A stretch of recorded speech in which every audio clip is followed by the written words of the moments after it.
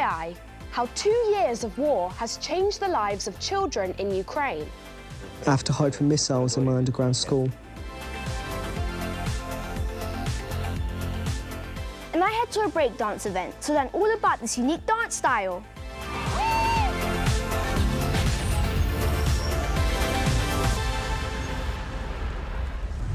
This is FYI, your weekly guide to all the news stories that matter to you. Yeah, and we start with the news that a US uncrewed spacecraft called the Odysseus Moonlander became the first ever privately built craft to touch down on the lunar surface. The spacecraft was launched on a Falcon 9 rocket, built by another private company, Elon Musk's SpaceX. Its mission to gather useful information for future manned moon trips, but when it came to land, one of its 6 legs got caught on the lunar surface and it tipped over. This image of Odysseus was captured by an onboard camera just before it landed. Well, it's not the only robotic moonlander to get into difficulty recently, because back in January, Japan became the 5th nation to land a spacecraft on the moon when they attempted their own unmanned mission, but their ship also landed at a funny angle. Yeah, the Japanese team put the lander to sleep so it could survive the harsh conditions of the lunar night, which lasts 14 days. But it recently woke up and started talking to mission control, so maybe there's hope for that one yet. Well, it just goes to show how difficult space exploration is, and some people are starting to question whether these missions are relevant anymore. We wanted to know what you think. In my opinion, I think we should be going to space. It's like discovering a whole new Earth, and there's so much more than we think. I really think that they should be trying to keep us on this planet instead of trying to send us to another. Yeah, it's like a 50-50.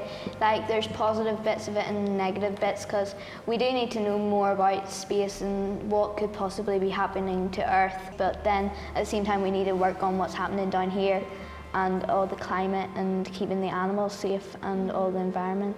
Yeah. And they use so much money for it.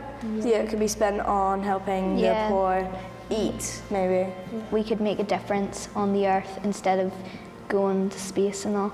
Well, to be honest, I think it would be great if we could find life on Mars, because the population of the world is so big that we could send half of the population to Mars. But the thing is, they're spending so much money and polluting the Earth with this that it's really bad for our Earth. And I think at the moment, with the cost of living and environment crises, I think it would just be really better if we could just spend money on our Earth now. I think it's really interesting, but then on the other hand, really what humans should be doing is we should be trying to freeze the Arctic again, find some way to do that, or try and help the penguins, the polar bears, and all the animals in the world. I just think going to space would be a great opportunity. There's so many unexplored things, and I just would sit up for hours thinking about it, and I can't wrap my head around how there's universes and galaxies of universes. Maybe space is a better place to live. We will never know if we don't go there. We'll never know if we don't go and try. Now, what do you make of this next story? According to reports we've seen, thousands of people in England are choosing deadly animals as pets. Records apparently show that animals such as big cats, venomous snakes, and even crocodiles are being kept as household pets. But is this a fake news story or fact? Find out later in the show. Now, as you may have heard, the war in Ukraine recently entered its 3rd year. Ukraine borders Russia, and the fighting started on the 24th of February 2022, when Russia's President Vladimir Putin ordered his military forces to attack Ukraine. He believed the country should be under Russian control, but many countries, including Britain and America, condemned the invasion and supported Ukraine's right to defend itself.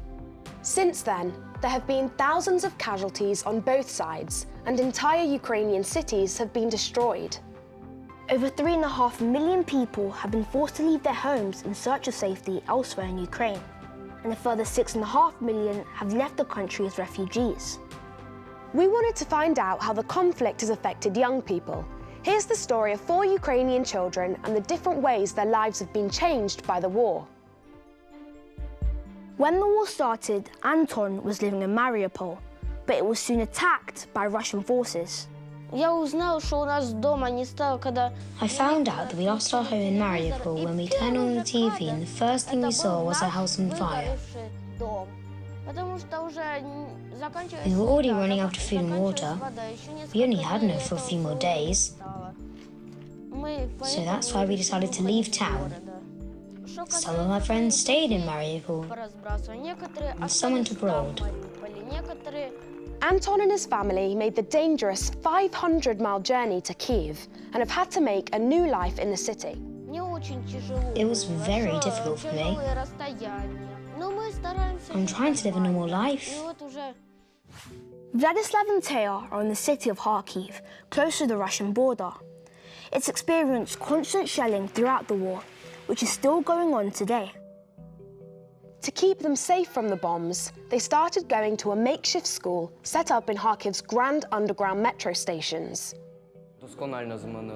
Absolutely everything has changed. There are no exceptions. Everything changed. After 2 years, the underground school has grown bigger and bigger, with over 1,000 children in 60 classrooms. I'm in 7th grade. I want to go out, play with my friends. But the war happened, so I have to hide from missiles in my underground school. My thinking changed and my desires changed. Before, I wanted a new phone or a scooter. Now, I want peace and people not to die.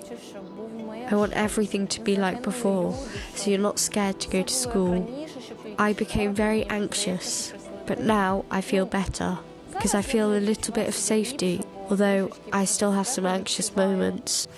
Many children have had to leave Ukraine altogether. Some came to the UK to live with British families, like Daniel and his mum Tanya. After a year, they decided to try and find a home of their own. They now have a flat and are settling into their new life in the UK. Right now, I'm living with my mom. I go to new school and I enjoy it. Now I have new friends. The hardest bit about moving was my mom to finding a new job, moving to the new school. Daniel's father is still in Ukraine and is not allowed to leave to join them in Britain. I want to stay here, I want to finish school, and then when we will win, the war will stop. I think I'll go to Ukraine, like to meet my dad and cousins and grandma. I really miss them. Well, thanks so much to everyone for sharing your stories. Now imagine being a world champion, not once, but loads of times before your 12th birthday. Whoa, that's pretty impressive. I know. Well, kickboxer Limerick has managed to do just that, and she has not let being deaf be a barrier to her success. Here's her story.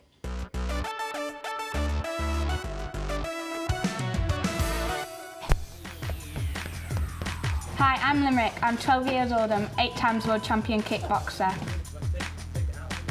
I've done kickboxing for nearly 6 years now. When I do kickboxing, I feel confident because I know I'm good at it. I was very young when I found out that I was deaf. I don't mind being deaf now, just it's normal. I use a Roger mic radio wave system so my coaches can communicate with me when I am training and out at competitions. Better? Yeah. The radio wave did help a lot because then I could hear my coaches better. Oh, lovely shot. It blocks out background noises and it goes straight to my hearing aids so I can hear what the coaches say. This technology has been a massive help in competitions, and now I am the first bilaterally deaf world champion under the World Kickboxing Organisation and the International Combat Organisation, and I have also won the Young Deaf Sports Personality of the Year award. It felt amazing because there was loads of other deaf people. I'm just so happy. I got plans for the future. I want to run my own kickboxing club. My message to other deaf people is don't let your deafness stop you, because you can do what other people can do. Don't forget, we love to see your stories on the show. So if you're a member of the FYI News Club and have a story you'd like us to come and film, head to first.news/FYI. Now check out this story. A train in India travelled over 43 miles at speeds of up to 60 miles per hour. Now, that might not sound like news until you hear it had no driver. That's right. The Runaway train was seen zooming through stations at high speed. It was eventually stopped by officials who placed wooden blocks on the line to slow it down. Luckily, nobody was hurt. That's definitely an OMG story. Yep, sure is. Now, when I talk about hip-hop culture, what's the first thing that pops into your mind? I've got to say, maybe like rap music or something? Yeah, absolutely. And it's also a mix of lots of different art forms, including graffiti and breakdancing. I heard that breakdancing is becoming a competitive sport for the first time at the 2024 Paris Olympics. Yep, that's right. I recently went to a breakdancing event in London, celebrating the 50th anniversary of hip-hop, to learn more about this unique dance style. Breakdancing, or breaking, started in the 1970s, with rival crews of dancers who are known as B-boys and B-girls.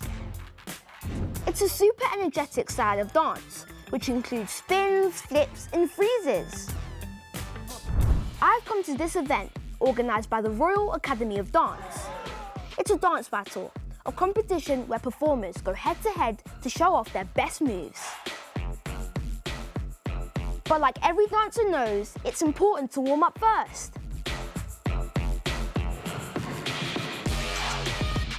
Guys, this is not easy. You have to be incredibly flexible to deal with this. And that's just the warm-up. There are 3 categories in this competition: individuals, 2v2s, where dancers compete in pairs, and crews, where dancers perform in groups. It makes me feel really happy. Like, I feel like everything's just stopped and I'm in the vibe. For me, dancing is a way to express myself and also to learn more about like different cultures as well as my own. What's it like to see your opponent standing right there and you looking them right in the eye? I love it. I love it. When the opponent's in front of you, it's really like thrilling because it's a human-to-human interaction. Like, you're there, you're in their face, you're out of their face, you're back in their face. It's like a really enjoyable experience. The moves are so cool. I can't help dancing along myself. The strength and flexibility required to pull off some of these moves is incredible. I can see why breakdancing has been picked as a new sport for Paris 2024. How do you guys feel about breakdancing being in the Olympics for the first time this year? It's absolutely amazing, and I'm happy that dance is being represented in not just the creative world, but also the athletic world. What advice would you give to someone who wants to get into dance? Do it. You don't need to be good at dance to dance, you just gotta dance. Swap and kick and swap and... Not bad, but not quite competition level yet. And speaking of competition, it's time for the main event, the cruise final.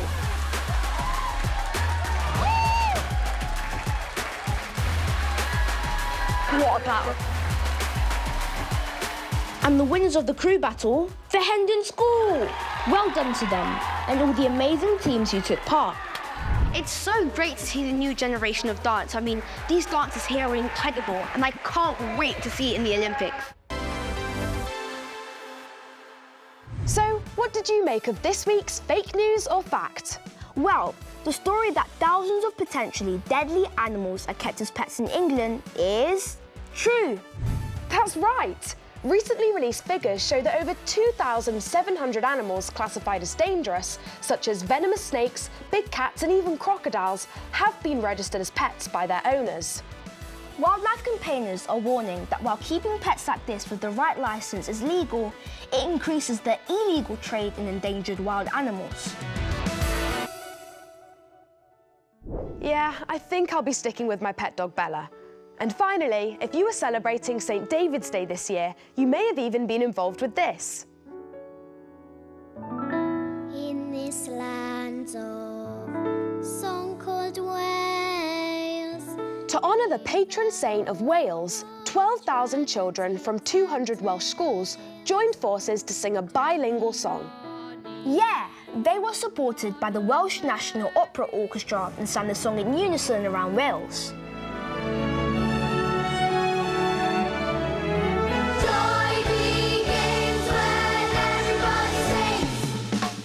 Amazing, doesn't it? Yeah, it really does.